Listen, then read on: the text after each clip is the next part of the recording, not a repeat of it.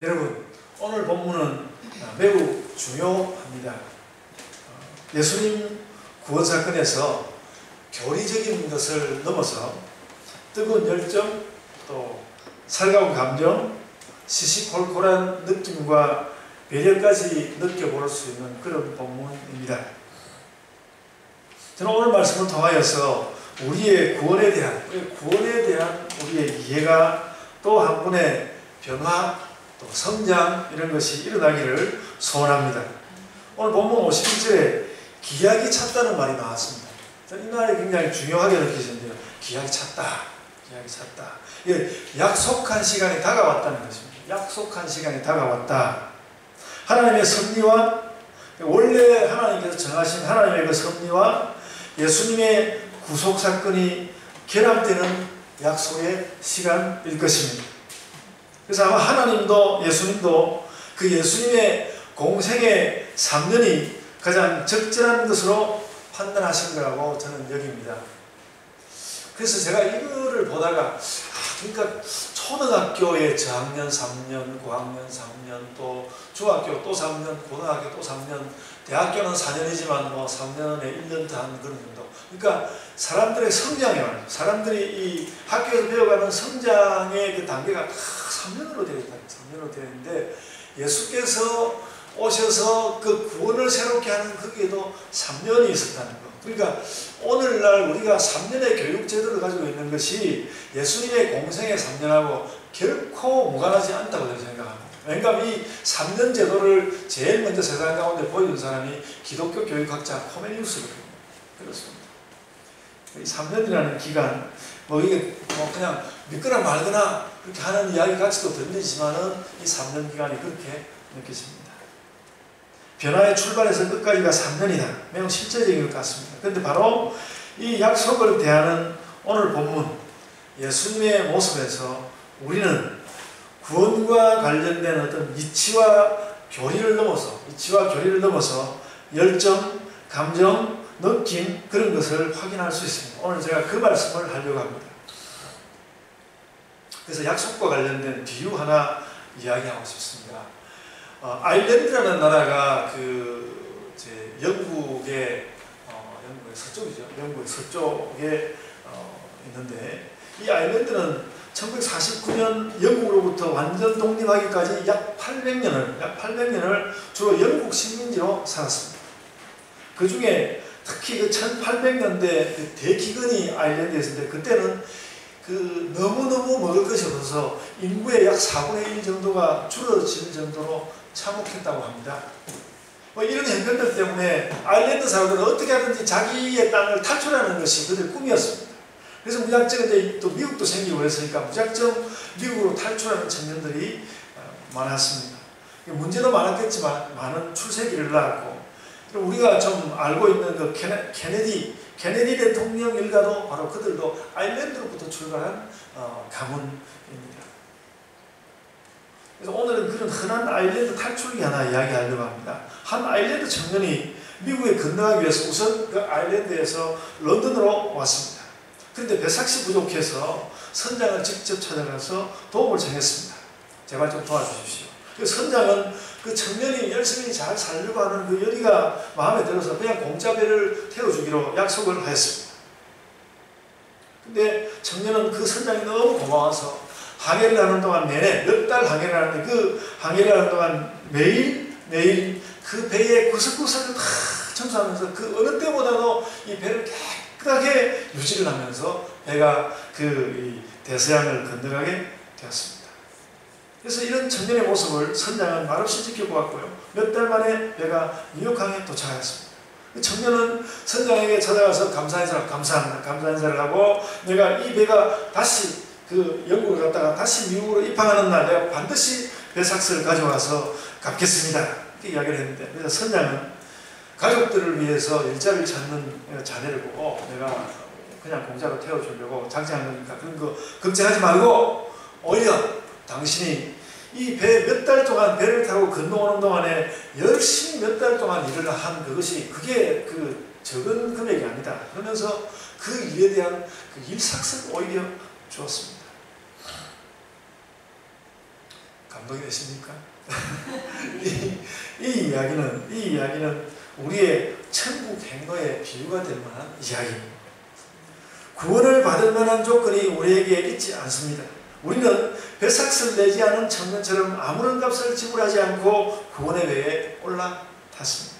그리고 덤으로 일한 값을 받은 청년처럼 우리가 구원이 기뻐서 구원의 감격과 기쁨으로 우리가 하나님 나라를 위해서 열심히 봉사하면 나중에 구원에 대해서 덤으로 천국에 가면 상급을 주신다고 성경은 우리에게 약속하고 있습니다. 그래서 우리가 열심히 살아야 됩니다.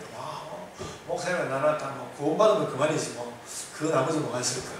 열심히 일하면 나중에 덤으로 상급을 주신다고. 제가 마음이 좋으면 나중에 여러분 나눠줄 수도 있지만 영심만 하면 또 안 나눠줄 수도 있고 목사에게 또 더 많이 일해야 될 의무도 있고 그렇죠. 야간 우리가 약속을 믿고서 구원을 얻은 것처럼 구원에 감사하여서 일했을 때 오는 상급의 약속도 우리는 믿을 수 있다는 것입니다. 믿을 수 있습니다. 그래서 우리 예본교회 성도 여러분이 구원을 받을 뿐만 아니라 천국에서 상급을 많이 받는 사람들이 되시기를 바랍니다. 아멘.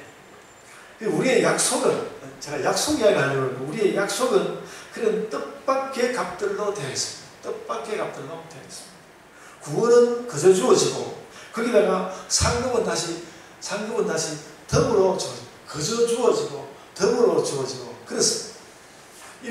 근데 이런 신뢰와 행복을 주는 약속의 시작은 예수님에게서라는 것이죠. 예수님에게서 이런 약속이 시작되었다. 여러분, 저는 오늘 본문 51절에 그 기약이 찬다는 말을 하고 난 다음에 51절에 굳게 결심하시고라는 이 말에 깊은 인상을 받았습니다. 예수님이 굳게 결심하셨구나.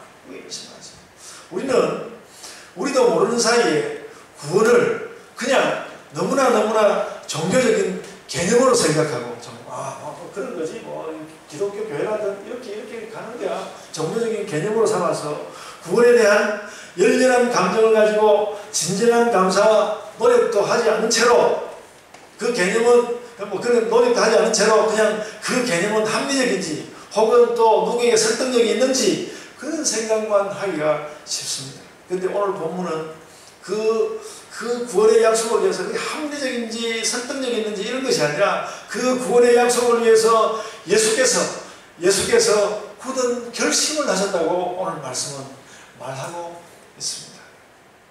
하나님이 하시기로 했으니까 당연히 하는 거 아니야. 하나님이 약속을 어기지 않는 거니까 당연히 하는 거 아니야. 하나님 약속이니까 어쨌든 되는 거 아니겠어? 우리 자신도 모르게 그런 생각을 할 수 있지만 정작 주도적으로 그 약속을 실행하신 예수님은 전혀 그렇지 않았습니다. 그 약속을 주로 실행하신 예수님은 전혀 그렇게 그냥 가면 되는 거 아니야. 전혀 예수님은 그러지 않았습니다. 예수님은 구원의 약속을 위해서 굳은 결심을 하였습니다. 굳은 결심을 해야 하였습니다. 그래서 그냥 결심했다고 하지 않고 굳게 결심하시고 이 말을 하는데 제가 성경 말씀을 읽다가 가슴이 철렁하면서 그 말이 다가오는 것을 느꼈습니다. 그렇게 기록되어 있습니다. 예수님이 왜 그렇게 결심해야 했습니까? 그 구원의 약속에는 인간 예수 자신의 죽음의 약속이 들어있기 때문입니다. 그 자신이 죽는 약속도 함께 들어있는데 그냥 할 수 있습니까? 예수님이 사람들을 위해 죽었다는 것은 그러니까 그냥 죽으면 되는 그냥 죽게 되어 있으니까 죽으면 되는 그런 것이 아니라는 말이죠. 예수님이라고 해서 죽음을 아무런 결심도 없이 맞이하는 건 아니라는 말입니다. 겟세마네 동산에서 피땀이 나는 기도를 하는 것은 이런 결심의 뒤끝이라고 생각합니다. 아무리 우리를 구원하려고 하는 하나님의 섭리가 예수님의 죽음을 가리키고 있다고 해도 예수님의 죽음을 가리키고 있다고 해도 예수님의 구원의 약속은 예수님의 결심이 반드시 필요하였습니다. 예수님의 열렬한 감정과 굳은 의지가 필요하였습니다. 오늘 본문은 예수님이 그런 결심을 하였다 하고 이 누가복음 9장에서 말씀하고 있는 것입니다. 우리가 아직 연약할 때에 기약대로 그리스도께서 경건하지 않은 자를 위하여 죽으셨도다. 의인을 위하여 죽는 자가 쉽지 않고 선인을 위하여 용감히 죽는 자가 혹이거니와 우리가 아직 죄인 되었을 때 그리스도께서 우리를 위하여 죽으심으로 하나님께서 우리에 대한 자기의 사랑을 확증하셨느니라. 로마서 5장 6절로부터 8절 말씀. 이것은 물론 하나님의, 그러니까 로마서에서 보는 그대로 교리이고 하나님의 섭리이지만, 그 섭리이지만 이 섭리라는 것이 자동적으로 자연적으로 이 사건이 일어난 것이 아니라 예수께서 굳게 결심함으로 실행되었다는 것입니다. 구원사의 결정적인 국면은 예수님의 결심으로 실행되었습니다. 로마서 5장의 이 말씀은 예수님 그 결심의 특별함을 보여줍니다. 특별함을 보여줍니다. 예수님이 구원하는 이 모든 사람들은 그의 연약할 뿐이고 아직 죄인일 뿐입니다. 예수님은 의인이나 선인을 위한 감격적인, 내가 저 사람을 위해서라면 죽을 수 있어, 어떤 그 선인을 위한 감격적인 죽음을 죽은 것이 아니라 약해 빠지고 죄인일 뿐인 사람들을 위해서 어이없어 보일 수 있는 죽음을 죽은 것입니다. 바로 그런 로마서의 말씀을 실감나게 하는 말씀이 오늘 본문입니다. 로마서에서 로마서 5장 6절로부터 8절 말씀하고 있는 그것을 실감나게 하는 본문이 오늘 본문이라고요. 그래서 다시 오늘 본문 52절과 53절을 유의해서 보아야 하겠습니다. 예수께서 이 죽음을 굳게 결심하고 죽음을 결행하기 위하여서 길을 가면서 사마리아를 지나가야 해요. 아까 우리 지도에서 보시는 그대로입니다. 사마리아를 지나가야 하는데 사마리아 사람들이 예수님을 받아들이지 않았습니다. 이 사마리아 사람들은 역사 속에서 너무 쉽게 강대국의 요구대로 혼혈을 허락하고, 그래서 유대인들은 그들을 줏대없는 족속들로 치부했습니다. 허접한 것들이라고, 허접한 쌍놈들이라고 그렇게 욕했습니다. 그런데 그들이 예수님이 누군지도 모르고 이번에는 그들이 예수님을 거부하였습니다. 53절에 이렇게 적어두었습니다. 예수께서 예루살렘을 향하여 가시기 때문에, 그 유대인들하고 관계있는 그게 싫었던 것이죠. 예루살렘을 향하여 가시기 때문에 그들이 받아들이지 아니하는지라. 예수님은 사마리아인에 대한 최고의 인상을 남긴 선한 사마리아 사람 이야기를 하셨지만, 실제 예수님 만난 사마리아인은 예수님 이야기 속에 나오는 선한 사마리아인하고는 완전히 달랐습니다. 저도 이번에 설교를 준비하면서 그걸 또렷하게, 이게 완전히 다르구나 깨달았습니다. 여러분, 그래서 제가 이번에 성경을 누가복음 9장 그리고 10장까지 이렇게 성경에다가 너무나 깜짝 놀랐습니다. 예수님이 누가복음 9장에서 사마리아 사람들에게 이렇게 푸대접을 받았는데 바로 그 다음 장 누가복음 10장에서 예수님이 무슨 이야기를 하신지 아십니까? 바로 누가복음 그 10장에서 예수님이 선한 사마리아 사람 이야기를 하고 있는 것입니다. 바로 직전에, 얼마 전에 푸대접을 받은 그 사마리아 사람들을 들어서 선한 사마리아 사람 이야기를 한다는 것은 너무 이상하지 않습니까? 예수님이 사마리아 사람들에게 왜 이렇게 호의를 베푸시는 걸까? 아마도 예수님은 남달리 사마리아인들을 약자라고 보았던 것입니다. 저는 그렇게 보여요. 예수님이 사마리아 사람들 쌍놈들이라 불리고 역사가는 내내 그 허접한 것들이라고 욕먹어 왔는데 예수님이 그들을 보고 약하다고 얘기합니다. 그러나 하여간 사마리아 사람들이 예수님께 결코 좋은 사람들이 아니었습니다. 오히려 9장에서 보는 것처럼, 오늘 우리가 보는 것처럼 배척하였습니다. 예수님은 사마리아인들의 그 배척에도 불구하고 그들을 향한 선의를 가지고 있었습니다. 예수님은 사마리아인들에게 대접을 잘 받고 난 뒤에 선한 사마리아 사람 이야기를 한 것이 아니라, 그래서 어쩌면 예수님은 시간이 있을 때마다 제자들에게 그렇게 말했을 것 같습니다. 사마리아 사람들 언짢아하지 마. 그 사람들 언짢아하지 마. 사마리아 사람들에게 좀 잘하면서 살아. 그게 내 소원이야. 예수님이 제자들에게 그렇게 이야기했을 것도 같습니다.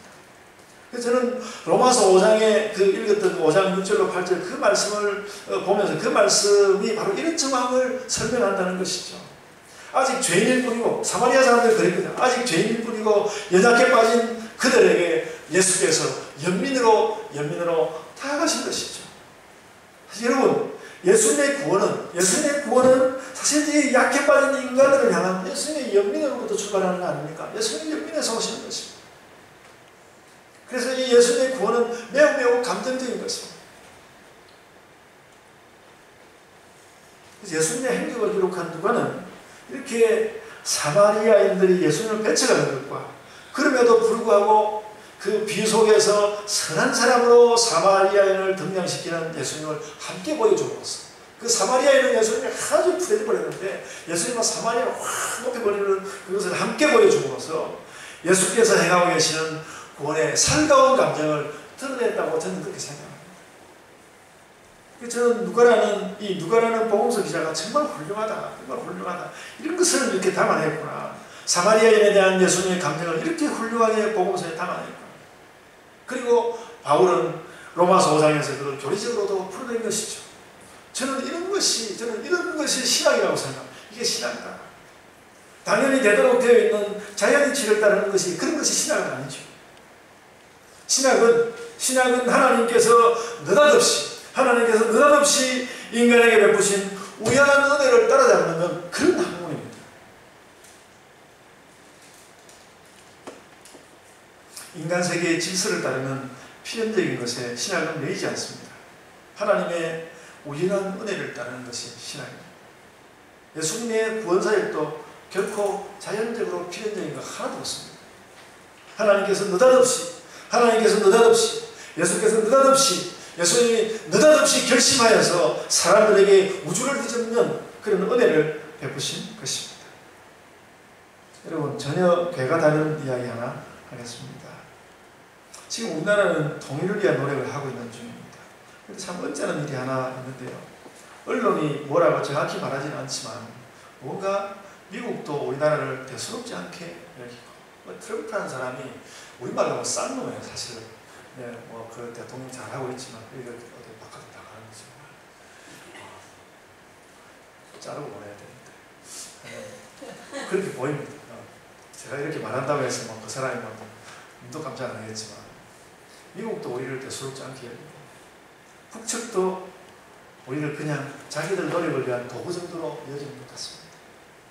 그 때문에 한때는 우리 대통령이 무슨 북측 지도자의 대변인이냐 이런 식의 비아냥도 나왔습니다. 그러나 우리 대통령은 번잡한 가운데 미국 대통령이 북측 지도자를 이렇게 판문점에서 만난 것은 매우 창의적이라고 저는 볼 때 하나도 창의적인 거 없고 그냥 이렇게 흐름 따라서 그냥 간 것뿐이다라고 느껴지는 그런 것도 있는데 이것도 나가는데 약간 창의적이라고 막 이렇게 축켜 세우면서 우리 대통령이 자기는 조연이 되는 것을 마다하지 않습니다. 또 북측에서도 무슨 중재자 코스프레 하지 말라고 막 그렇게 이야기했는데 그래도 개의치 않고 꿋꿋이 기회만 있다면 평화를 만들기 위해서 그가 애썼습니다. 저는 우리 대통령의 다른 정책에 대해서는 잘 모르겠고요. 그런데 기쁘게 조연을 자처하면서 이렇게 하는 통일외교는 제 눈에는 우리 대통령 정말 예술적으로 외교를 한다. 그렇게 저는 느꼈습니다. 이것이 예수님을 싹 빼닮았다고 말하기는 어려워도 그런 느낌이 좀 있습니다. 그러니까 이 민족을 사랑하고 말이죠. 어려워질 수 있는 이런 많은 그 사람들에 대해서 그들을 사랑하는 마음이 뭔가 조금은 느껴지는 것 같습니다. 저는 대통령을 축켜 세우는 것보다는 우리도 그런 삶의 자세가 필요하다. 우리도 좀 그렇게 살아야 되겠다. 대통령이 오랜 세월 정치가로서 살아왔는데 자기 영역에서 자기가 이 정치가라는 것은 자기를 피해야 돼. 자기를 선전해야 되는 사람이거든요. 근데 자기가 무색해지는 것을 무릅쓰고 임무를 다 해낸다는 것은 참 다행스러운 거죠. 얼마 전에 일본 사람들이 정말 다른 건 몰라도 한국의 대통령은 너무 훌륭하시다. 우리 그 아베 신조 그 수상보다 훨씬 훌륭한 사람이다. 그렇게 이야기해서 본 적이 있습니다. 그런 훌륭함이 있는 것 같아요. 참 다행스러운 일입니다. 그래서 우리도 교회에서, 가정에서, 일터에서, 사람들과 교제하는 자리에서 이런 역할을 해낼 수 있어야 합니다. 예수님이 너무 많은 감정을 가지고 너무 결심하면서 하는 것처럼 해낼 수 있어야 합니다. 예수님의 구원의 발길이란 이루 말할 수 없지만 우리가 이런 예수님을 좀 이해한다면 그 예수님의 그런 감정과 그 예수님의 그런 의지를 우리가 좀 이해한다면 우리의 삶이 달라질 수 있는 것 아닌가. 우리의 삶이 달라질 수 있는 것. 사마리아 사람들을 대하는 예수님의 모습은 세상 놀랍습니다. 사도행전에서 부활한 예수님은 이것을 다시 선언합니다. 그 예수님이 사마리아인들을 두지 않았습니다. 그 사도행전을 다시 선언합니다. 예루살렘과 온 유대와 그 다음에 사마리아와 이 사마리아를 예수님이 버리지 않았습니다. 온 유대, 예루살렘과 온 유대 굉장히 의미 있는 개념들이거든요. 사마리아, 이 사마리아라는 것은 그 기독교 성경에서 또 이 성경의 신학에서 별로 중요하지 않은 이름이거든요. 근데 예수님이 그 사마리아를 빠뜨리지 않고 온 유대와 사마리아와 땅끝까지 이르는데 증인이 되리라 이렇게 말씀하셨습니다. 사마리아에는 사실 유대인들이 가까이 있지만 나와 관계가 틀어진 사람들입니다. 그리고 그 사마리아인의 존재는 아까 말씀대로 별게 아닙니다. 신학의 역사 가운데서 무슨 사마리아 사람들 별로 역할을 한 것이 없습니다. 그런데도 예수님은 중요한 순간에 사마리아를 예수님이 사마리아를 잊지 않고 있습니다. 예수님 그러니까 승천을 앞두고도 예수님이 사마리아를 잊지 않았습니다. 여러분 우리가 정말로 저도 내가 정말로 예수님을 사랑하는 것은 예수님이 이런 분인 까닭 예수님이 이런 모습을 보여주셨기 때문에 예수님을 사랑하고 따라갑니다. 여러분 우리가 생각하는 하나님의 형상이 무엇이겠습니까? 우리가 따르는 하나님의 형상이 무엇이겠습니까? 사람들이 잃어버린 하나님의 형상을 되찾아주기 위해서 예수께서 보여주신 그 그리스도의 형상은 또 무엇이겠습니까? 바로 저는 이런 것이 아닐까? 예수님의 이런 시선이 아닐까? 그 누구의 시선도 도달하지 않는 사마리아 사람 그 누구의 시선도 따뜻하게 도달하지 않는 그 시대가 그리고 아무도 사마리아에게 따뜻한 시선을 보내지 않았습니다. 그 누구의 시선도 도달하지 않는 자리에 예수님의 시선이 도달하여 있는 것을 우리는 알아야 합니다. 저는 이런 이유로 우리가 예수님을 믿는 것이 특별하다. 우리가 예수님을 믿는 것이 특별하다고 생각합니다. 여러분 우리는 이런 예수님을 믿는 사람들입니다. 오늘 본문 51절에서 굳은 결심을 하고 구속사역의 길을 떠났다고 말씀하는데 그 굳은 결심에 작지만 가장 먼저 일어난 사건은 사마리아인을 대하는 예수님의 모습이다. 이렇게 말할 수 있습니다. 우리 안에도 이런 예수님의 모습이 있어야 합니다. 이런 예수님의 모습. 아무도 시선을 보내지 않는데 나의 시선이 가릴 수 있는 그래도 막 자랑하면서 나는 특별해 그러면서 자꾸 안 가는 데가 어디 안 가는 데 없나 이렇게 그렇게만 할 것이 아니라 예수님이 보여주는 이런 놀라운 시선 그런 것을 우리가 가져야 합니다. 그래서 우리는 가장 가까운 사람에게도 복음을 전해야 하고 아주 멀리 있는 사람에게도 복음을 전해야 하는데 제가 참 이번에 러시아를 굉장히 가고 싶었습니다. 러시아에서 좀 오라고. 근데 가는데 그 여기를 제가 마련해가 가야 되는데 도저히 그 선교사님 도저히 제가 안 되겠습니다. 그리고 못 갔습니다. 하여간 우리가 멀리 있는 사람에게도 복음을 전해야 하는데 그뿐 아니라 어떤 면에서 이 사마리아 사람들 어정쩡한 자리에서 마음은 멀어져 있는 그런 사람들에게도 언짢은 마음 갖지 말고 복음을 전해라. 저는 예수님이 사마리아인들을 소중하게 보는 것이 저는 그럴 것이라고 생각합니다. 어정쩡해 보이는 그러나 마음은 멀어져 있는 그들을 던져버리지 말고 그들에게도 복음을 전해라. 그리고 그것은 예수님 보여는 그런데 그것은 그냥 되는 것이 아니고 굳게 결심함으로 되는 것이다. 그렇게 우리에게 가르치고 있습니다. 여러분 내가 아무리 내가 예수님 말씀을 많이 듣고 내가 아무리 정말 전도할 것이라도 내가 네 같은 가운데는 전도 안 해. 혹시라도 그런 사람이 여러분에게 있다면 혹시 그런 사람이 있다면 그런 사람들 마음만 씻어내시기 바랍니다. 씻어내고 오늘 사마리아인을 예수님 그런 분을 보고 있는 것입니다. 제자들은 이런 예수님의 마음을 잘 알아차리지 못했습니다. 소요가 일어났습니다. 여러분 베드로가 매우 직설적인 사람이지만 오늘 본문에 나오는 야고보와 요한도 그 못지않은 사람입니다. 마태복음 3장 17절에 오면 예수님 제자들 이름이 쭉 나오는데 이 야고보와 요한에게 예수님이 별명을 붙여줬는데 별명이 뭔가면 보아내게는 우레의 아들 엄청나게 그냥 뭐 우레처럼 와장창하고 막 그 자기들의 그 마음에 있는 확 토해내는 그런 사람들이니까 이런 이름을 붙여주지 않았겠습니까? 이 불같은 사람들이 사마리아 사람들 보고 참을 수가 없었습니다. 그래서 그들이 던진 말이 무엇입니까? 주여 우리가 불을 명하여서 하늘로부터 저들을 멸하라 했으면 그러면 주님께서 좋으시겠습니까? 이렇게 막 묻고 있죠. 예수님께서 막 꾸짖고 그러셨는데 자기들이 뭐 불을 명한다고 불 내려오는 것도 아니면서 자기들이 그렇게 할 수 있는 것도 아닌데 막 그렇게 막 불처럼 자기들이 막 불처럼 그랬습니다. 저희들 확 썰어버립시다. 주님 저를 확 썰어버립시다. 이렇게. 그래서 예수님은 그들을 꾸짖으시고 사마리아인들에 더 이상 그러니까 예수님이 더 이상 코멘트하지 않으시고 더 이상 코멘트하지 않으시고 그냥 다른 마을로 가셨다고 적었어요. 그냥 다른 마을로 가셨다는 그 말씀을 읽는데 참 뭔가 대단히 저에게는 감동적으로 다가왔습니다. 그리고 그는 사마리아인에 대하여 아무 말도 하지 않았다. 그렇게 저는 느꼈습니다. 여기에 연약한 자의 구원을 대하는 예수 그리스도의 모습이 비쳐 나옵니다. 여러분, 제가 오늘 말씀은 이 사마리아인들을 대하는 예수님 모습으로 만족하려고 합니다. 예수께서는 열렬한 감정을 꺼내고 굳은 의지로 구원사역을 감당하였습니다. 그 감정과 의지의 사소한 실마리가 이 사마리아인들을 향한 시선에 나타나고 있습니다. 여러분, 우리가 진정한 그리스도인이 된다는 것은, 진정한 그리스도인이 된다는 것은 믿음과 함께 이런 열렬하고도 예수님의 그 사마리아인들에 대한 따뜻한 시선, 그 따뜻한 시선을 가진다는 것입니다. 믿음과 함께 열렬하고도 따뜻한 시선. 그러니까 우리가 하나님을 향하여서도 늘 우리가 이제 생각하는 우리의 구원에 대해서만 몰두하기 쉬운데 그런 것만 아니라 하나님을, 내 아버지 하나님을 향하여서도 또 이렇게 애쓰시는 예수 그리스도를 향하여서도 뭔가 좀 내 마음에 좀 뭔가 좀 열렬하고 그리고 따뜻함을 가진 그런 시선을 동원하여서 우리가 좀 그렇게 예수님을 믿으면 좋겠습니다.